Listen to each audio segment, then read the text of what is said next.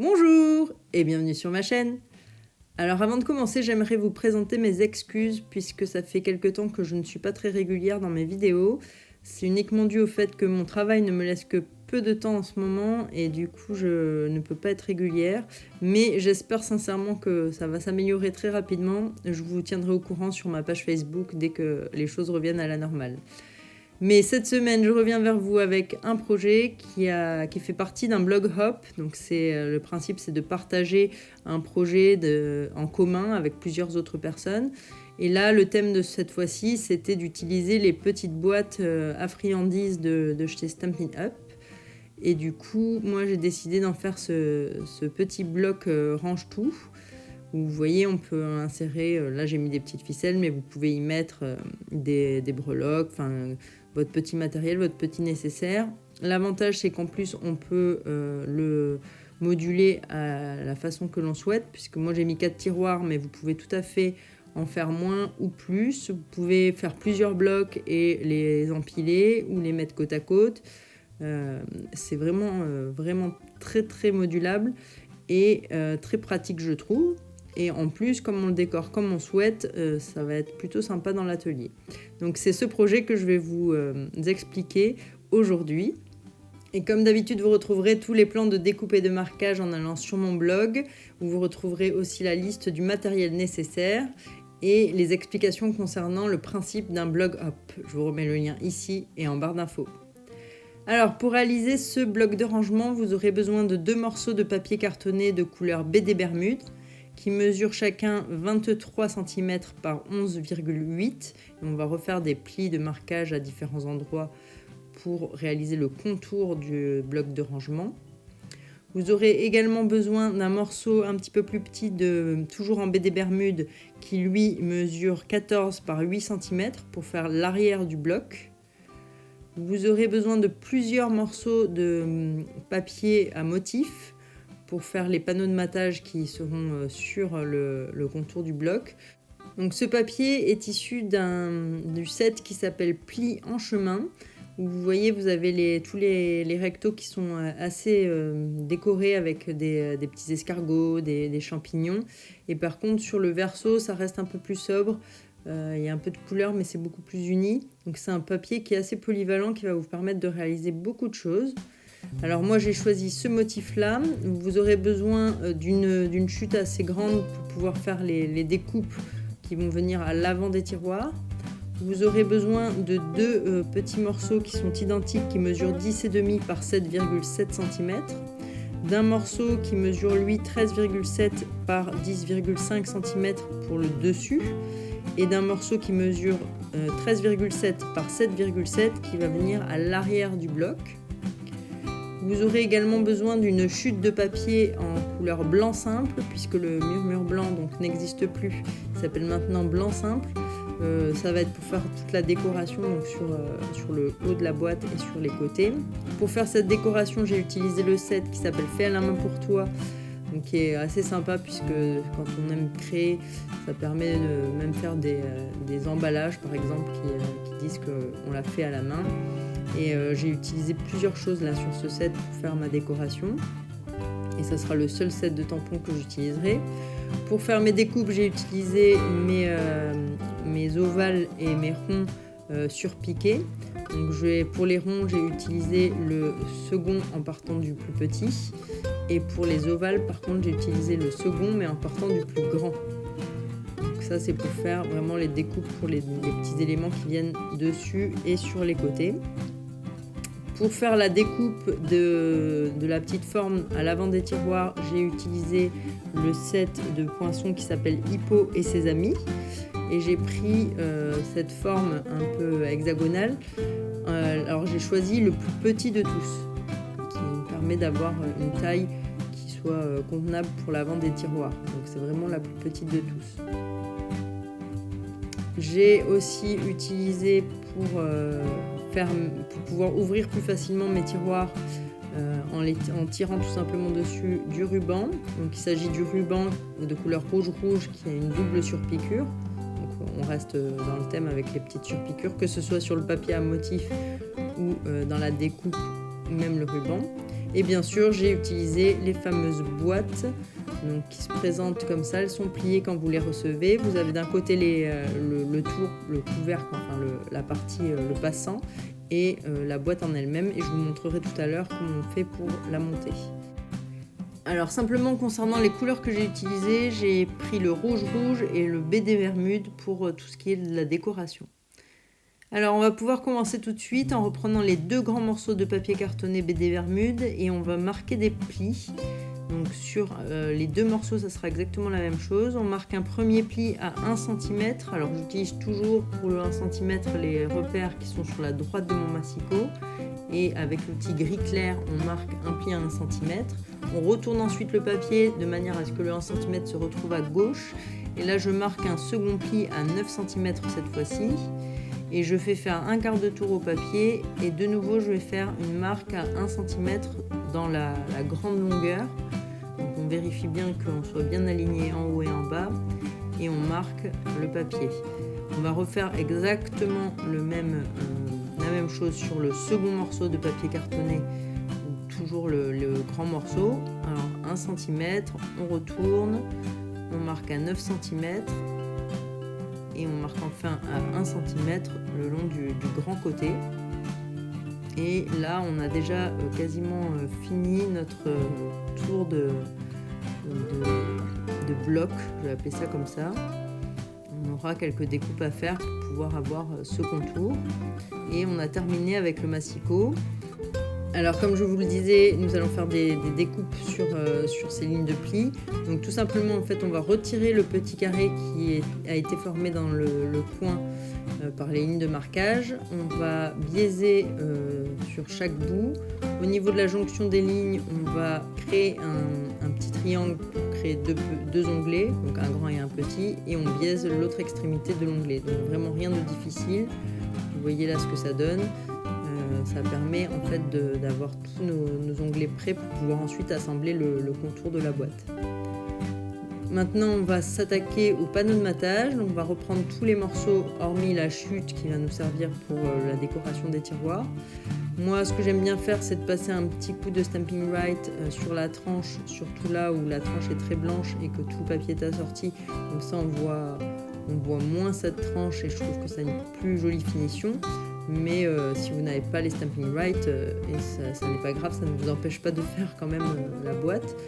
Simplement, c'est vrai que ça donne un petit côté plus fini. Donc je vais passer ce petit coup sur tous mes morceaux, mes panneaux de matage. Et ensuite, je viendrai les coller sur mon contour de bloc.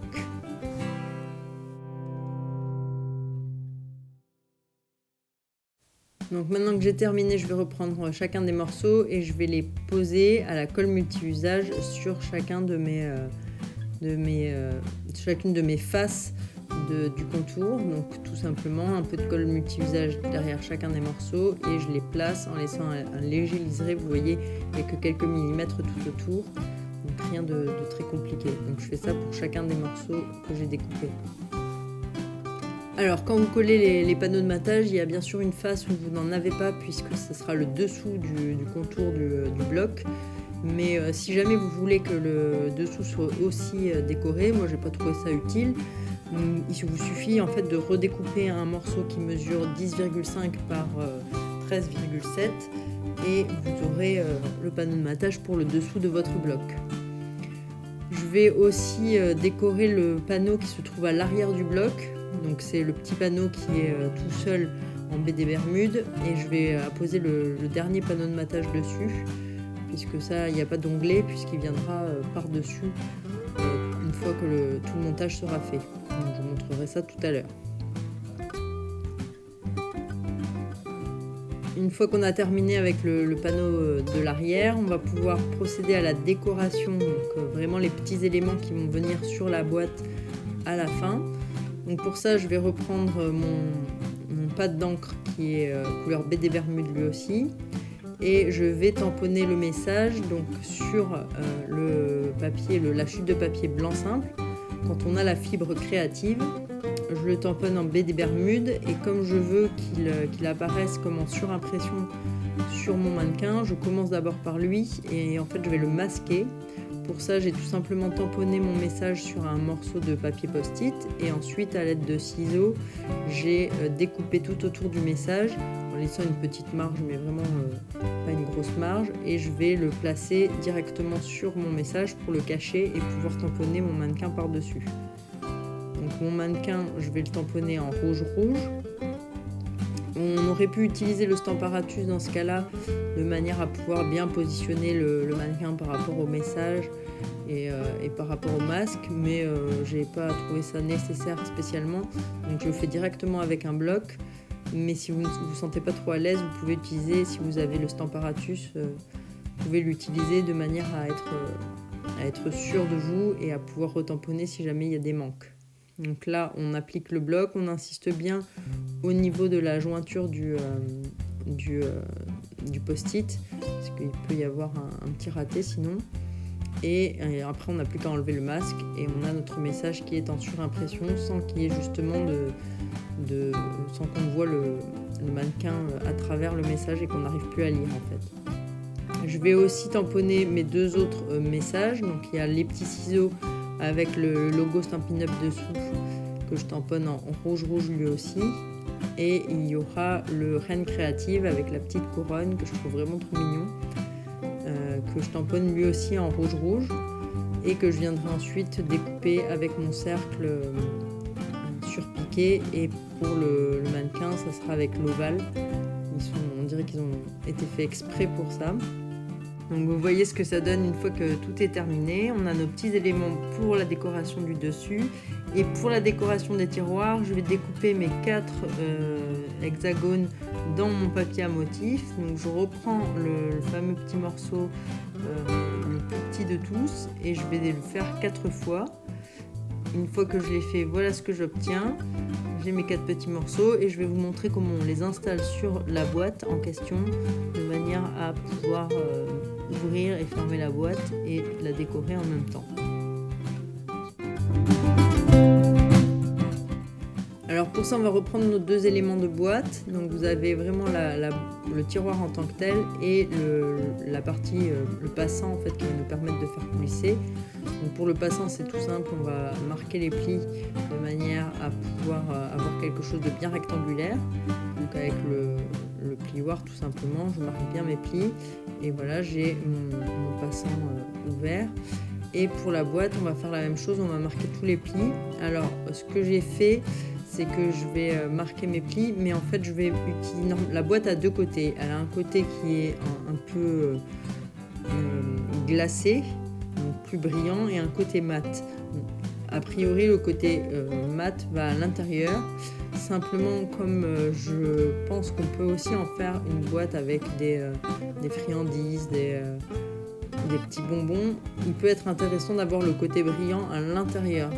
Ça évite que ça ne tache si vous avez des petites friandises qui risquent de un peu se décolorer, ou voilà, ça ne tache pas en fait l'intérieur de votre boîte. Et l'extérieur, en plus, en laissant la partie mat, c'est plus simple de coller sur du mat que sur une partie glacée, ça adhère beaucoup mieux. Donc ce que j'ai fait, c'est que j'ai gardé la partie mat à l'extérieur et la partie brillante à l'intérieur. Mais après, c'est à vous de voir ce que vous préférez. Les deux sont possibles. Plus facile à décorer sur la partie mat. Donc je marque bien tous mes plis. Pour les onglets, on les marque vers l'extérieur, c'est-à-dire qu'on les laisse en vallée. Et après, sinon, les autres plis, vous les faites en montagne. Et le principe, ça va être de rabattre les 2 petites ailettes et de rabattre tout de suite les côtés. Donc vous rabattez les petites ailettes vers l'intérieur et ensuite vous rabattez les côtés. Ensuite, on va rabattre le grand côté où il y a le petit onglet avec la partie ajourée, en rabattant bien sûr l'onglet sur le fond de votre boîte. Et en dernier, vous rabattez le plus grand des côtés et vous voyez qu'il y a un tout petit onglet qui vient s'insérer dans la partie ajourée que vous avez rabattue précédemment. Donc c'est vraiment pas compliqué. Je vous montre là comment on fait, mais on va d'abord décorer en fait les boîtes avant de les monter, parce que ça sera beaucoup plus facile, et surtout qu'on doit percer en fait un des côtés pour y installer le ruban. Donc il faut le faire avant le montage de manière à cacher notre trou. Et pour ça, on va prendre un des petits morceaux de papier un motif que l'on a découpé en hexagone et on va le placer sur un des côtés dans la partie la plus près du centre. Attention à ne pas vous tromper, sinon vous allez vous retrouver avec votre petit morceau à l'intérieur de votre boîte. Donc c'est vraiment sur la face qui est la plus près du centre, du fond en fait de votre boîte. Donc je place mon petit morceau en le centrant en hauteur et en largeur, en faisant bien attention à ce qu'il reste parallèle au bord. Et une fois qu'il est bien collé, qu'on l'a laissé sécher, on va pouvoir trouver son centre et perforer de manière à avoir notre trou pour passer notre ruban.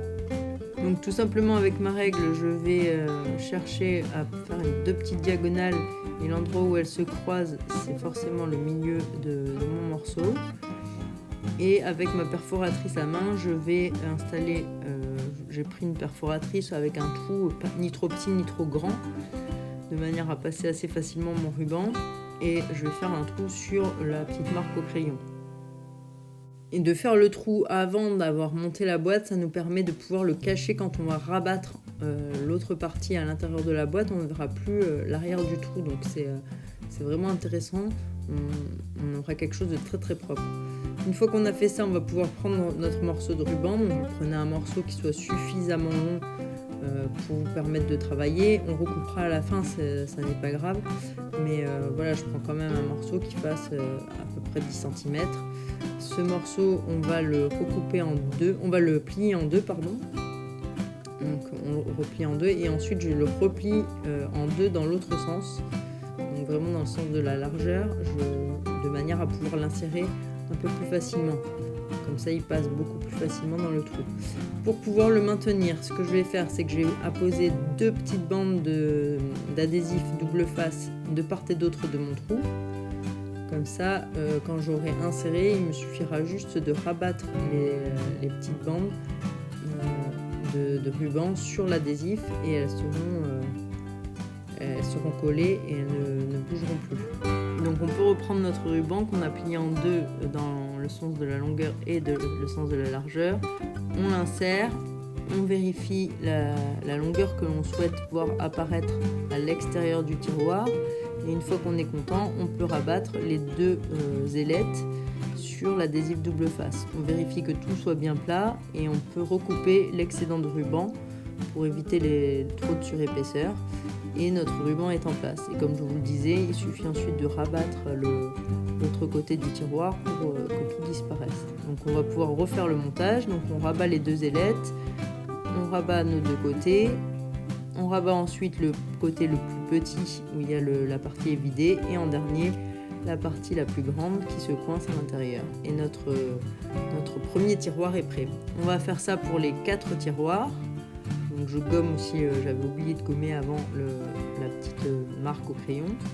On va faire ça maintenant pour nos 4 tiroirs et on n'aura ensuite plus qu'à les monter avec le tour du bloc. Voilà, notre premier tiroir est terminé. Donc je fais ça pour les 4 et je vous montre. Voilà, mes 4 tiroirs sont prêts. Je vais pouvoir les assembler les uns aux autres. Pour ça, je vais tout simplement utiliser de la colle multi-usage. Donc il y a là aussi tout l'avantage d'avoir mis la face qui n'est pas glacée à l'extérieur. Ça me permet d'avoir une meilleure adhérence pour ma colle. Donc je prends mon premier tiroir et j'en colle tout le dessus. Je vais ensuite prendre mon second tiroir. Quand vous faites ça, vérifiez bien de quel côté votre tiroir s'ouvre pour éviter d'avoir un tiroir qui s'ouvre vers le bas et non pas vers le haut. Vérifiez qu'ils soient bien les deux dans le même sens et ensuite vous les juxtaposez, vous vous aidez de la table pour être sûr d'être bien à niveau. On va faire la même chose sur les 2 tiroirs suivants. Là j'avais pas vérifié donc par chance elles sont bien dans le même sens. Après vous me direz je peux les sortir et les mettre dans l'autre sens mais on ne sait jamais, il vaut mieux prendre plus de précautions que pas assez. Donc je fais ensuite la même chose sur les 2 autres blocs et ensuite je viendrai joindre les 2 blocs l'un à l'autre de la même manière avec de la colle. Une fois que tout aura bien séché et tout sera bien aligné, je pourrai coller mes 2 blocs ensemble. Toujours avec de la colle multi-usage. Donc voilà, maintenant que mes blocs sont collés, je n'ai plus qu'à mettre un peu de colle sur chacune des faces de mes 2 tiroirs. On insiste quand même pas mal pour que ça tienne bien. Et après, on peut coller l'autre partie sur les 2 parties ensemble en fait. Là aussi en alignant bien. Donc ne vous fiez pas aux tiroirs en eux-mêmes, mais bien à la structure externe, de manière à être sûr d'être bien aligné, puisque les tiroirs ils peuvent plus ou moins dépasser. Donc si vous vous fiez à ça, vous risquez d'être de travers. Et fiez-vous à la partie qui entoure les tiroirs. Et alignez-vous en vous servant de la table et de vos mains pour bien presser.